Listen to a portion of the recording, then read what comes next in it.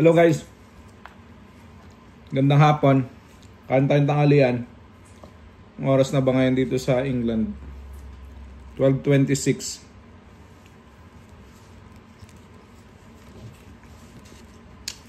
So, guys, casual kwentuhan lang tayo ngayon, guys. So, salamat dun sa mga sumusuporta. 8,000 subscribers na tayo ngayon. Congratulations sa atin.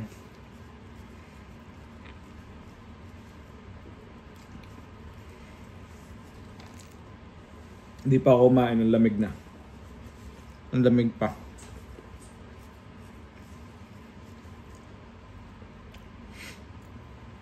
So guys, yung isa sa mga gusto ko i-share sa inyo ngayon,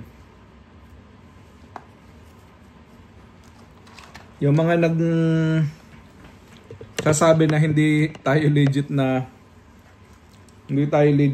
nag-aalaga ng manok. Tama. Na-legit tayo guys na nag-aalaga ng manok. Meron tayong 1,100 heads. Hindi tayo nagbablog para for the sake na makapag-vlog lang. Magbablog tayo para makatulong tayo sa mga kapwa natin, mga small time RTL racers.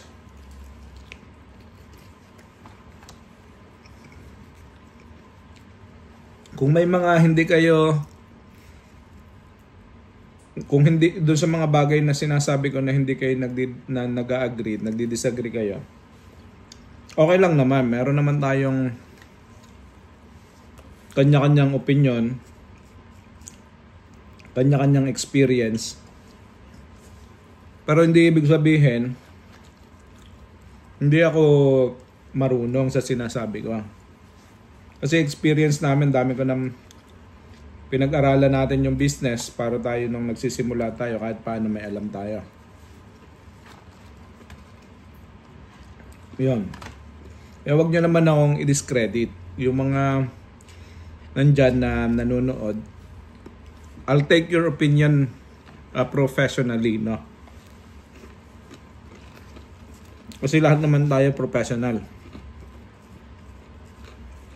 Doon sa mga naniniwala,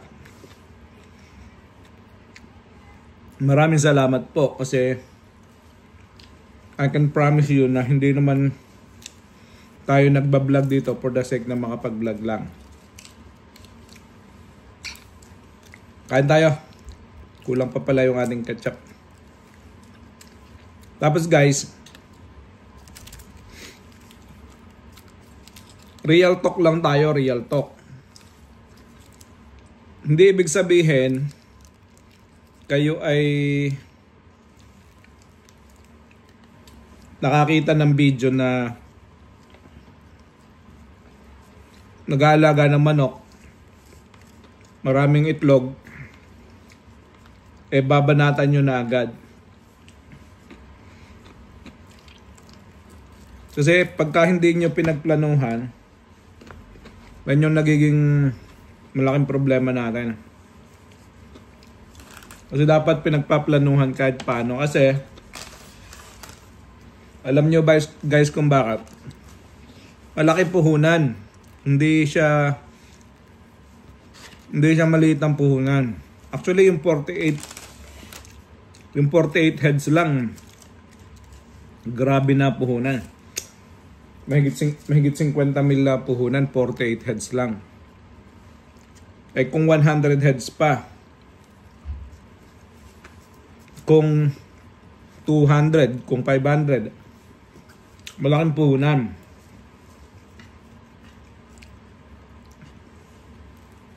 Kaya kung hindi natin pag-aaralan muna bago natin banatan,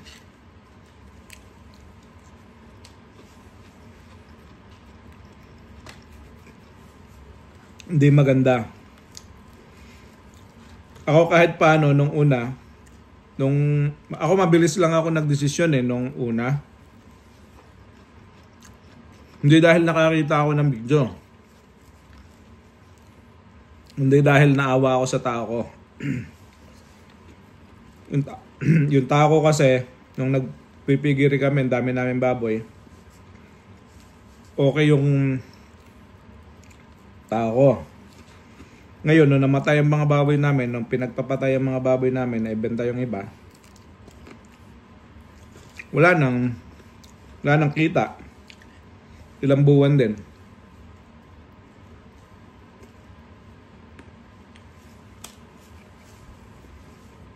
Naawa ko sa tao ko, pinag-aralan ko, mabilisan.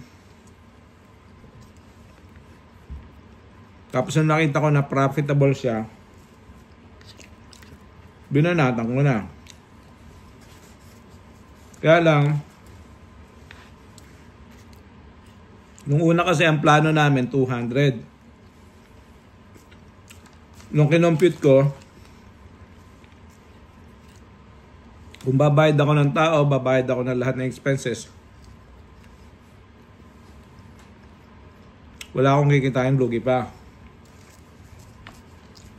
So, nag-decision ako, dagdagan. Gawin 500. So, syempre, nung kinompute ko yung puhunan, guys, malaki palang gastos. Nung initial na 500 namin, do may tubo, hindi din siya ganun kalaki. Kaya, nagdesisyon ako, dagdagan pa ng konti. So, nagdagdag ako ng another 600. Para dagdag income. At the same time, maka-cope up sa demand. Kasi that time, ang lakas ng demand. Ito yung isa sa mga learnings ko, guys. Ang customers, come and go yan.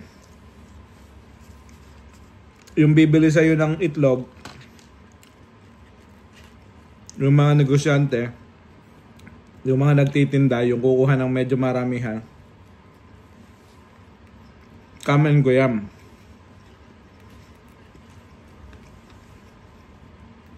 Ang loyalty ng mga yan sa business nila, hindi sa business mo. Isa yan sa mga dapat nyong maintindihan, guys.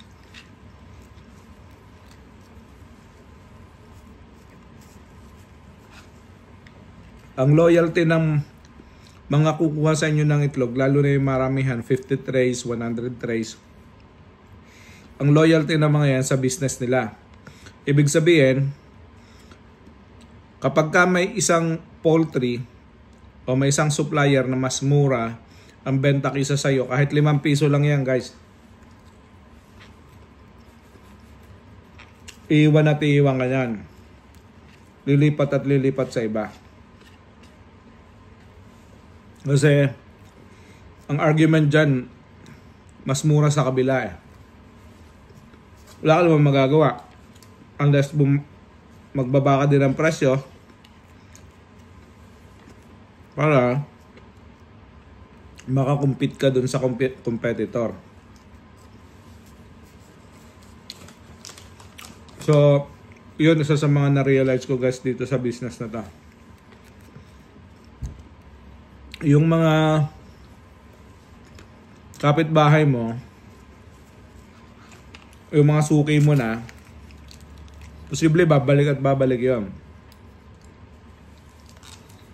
Pero yung mga nagninegosyo talaga, hindi babalik yung mga yun sa'yo.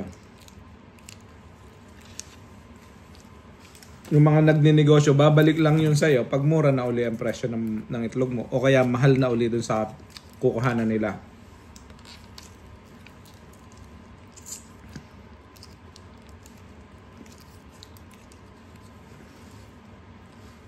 Walang walang loyal sa business. Ang pinoprotektahan lagi ng mga business owners yung business nila. So, yun sa isa sa mga importante na malaman natin. Learnings ko yan. Kasi ang dami kong ang dami kong naging customers nung nandun ako sa Pilipinas. Nag-build up ako ng mga pangalan ng mga customers.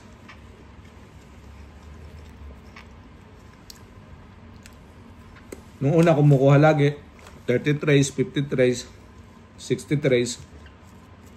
Almost every other day kumukuha. Kasi mahal ang presyo ng itlog nung bago magpasko. Mataas masyado demand. Kulang sa itlog. So kumukuha kahit saan ang mga nagbebenta.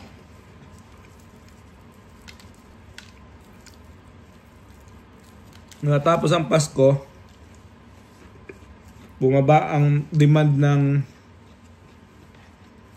itlog. Ang dami na nag-aalaga ng manok, lalong-lalo na sa Batangas. Sobrang dami ng supply ng Batangas. Walang mapagdalhan.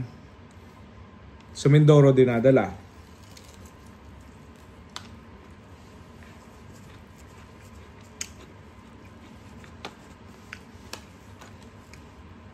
Dahil marami din ang nagsusupply ng itlog sa Mindoro, malaking company itong malalaking mga itlogan sa Batangas, binababa nila yung presyo nila ng sobrang baba. Tapos malalaki yung itlog na binibenta nila, yung mga tawag nila hybrid.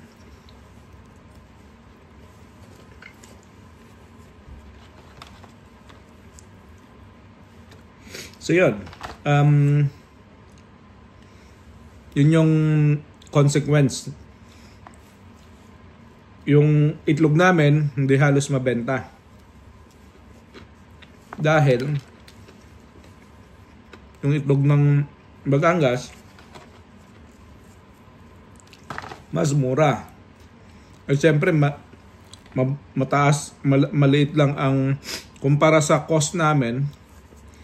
Yung kanila, kayang-kaya nilang ibaba kasi mass production sila eh. Kami pang maliitan lang. So yung pumapatay talaga sa maliit na farmers, yung katulad ng mga ganyan na competitors. Imaginein mo, kung merong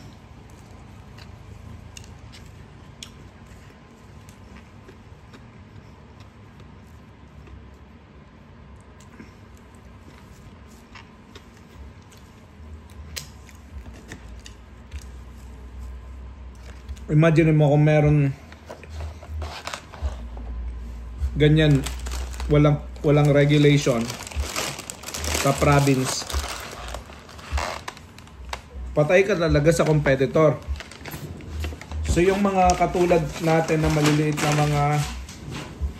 na mga racers, guys, wala tayong magagawa sa kanila kasi walang regulation eh. So ang pinakamaganda talaga dyan, guys,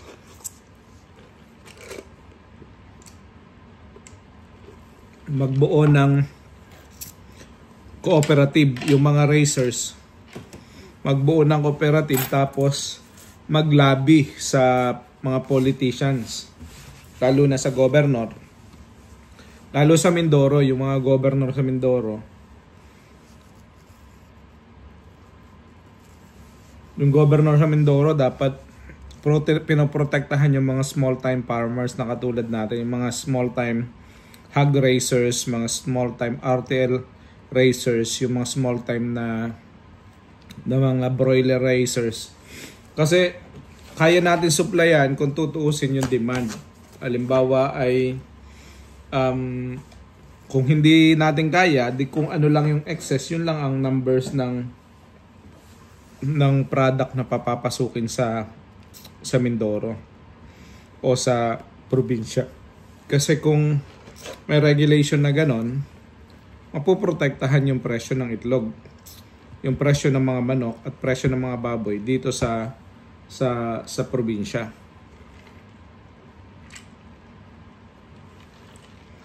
Pero hindi naman mangyayari yon kung walang isang boses lang ng mga small time raisers, no? So dapat kailangan talaga ay nagkakaroon ng association o kaya cooperative yung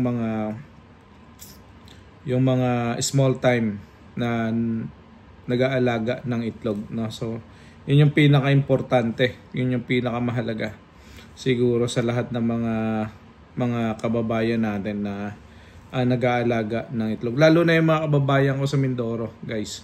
No, siguro, yun yung ating tingnan kung paano natin bubuin yung cooperative o kaya association. Tapos, para meron tayong boses, meron tayong representative na pwedeng pumunta sa gobyerno para tayo ay makiusap at baka tayo ay mapapakinggan. Kasi kung katulad niyan,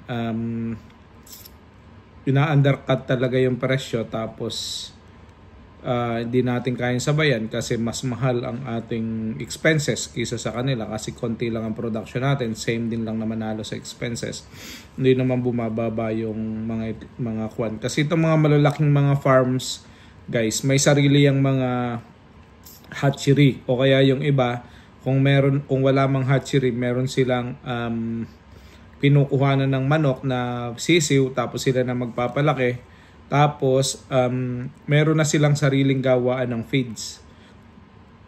Syempre kung ikaw ang gumagawa ng feeds, 50% ng presyo ng feeds natitipid mo yan. So kung ikaw ay malaking negosyo, maliit ang iyong cost, kaya mong ibaba ang presyo ng itlog sa pinakamababang presyo na profitable pa rin. Tayo, hindi tayo pwedeng ganon kasi bumibili tayo ng feeds, no? Yung feeds natin mga pinakamababa na dyan, yung amin 1,470. Baka yung iba mas may mababang konti, pero yung iba dyan mga nasa 1,900 ang presyo ng feeds na ginagamit, depende sa brand, no? So yung presyo ng mga multivitamins, presyo ng electric, hindi naman yan bumababa lalo na sa probinsya. So yung presyo ng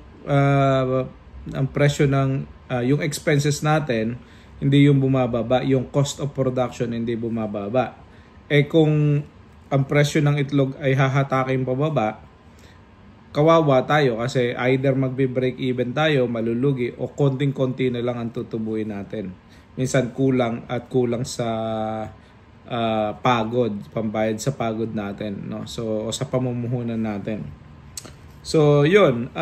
Kasi ngayon, guys, isa sa concerning issue ay pagka mababa ang itlog, yung ating mga suki doon bibili sa mababa at tayo na mga hindi makapagbaba ng presyo ay mapupersa na magbaba or either matitirhan tayo ng itlog o mabubulakan tayo ng itlog. So, ayaw naman natin mabulukan, so ibababa natin ng presyo para ma-recoup din natin yung expenses kahit paano. So in turn, kapag tumagal, yung farmer na maliit, hindi na yun magsusurvive kasi hindi tumubo sa unang cycle, wala nang puhunan para sa susunod na cycle.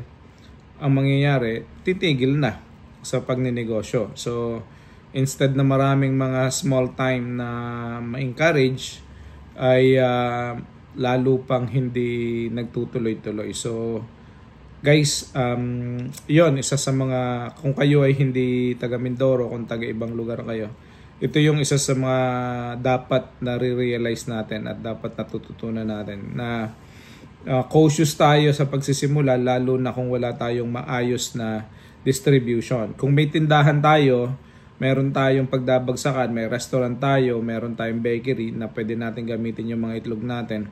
Pwede yan guys. At least meron tayong distribution outlet agad. So yan yung isa sa mga kinukonsider ko. Magbubukas tayo ng tindahan, tapos o kaya yung lugar na pwesto na pagbabagsakan ng sarili nating itlog. Akin lang tinitingnan yung costing kung viable ba dun sa numbers ng trays na pinoproduce natin. So pwede naman siguro yon. Ang mangyayari lang ay tayo ay magdadagdag ng ibang mga produkto para maging profitable yung business.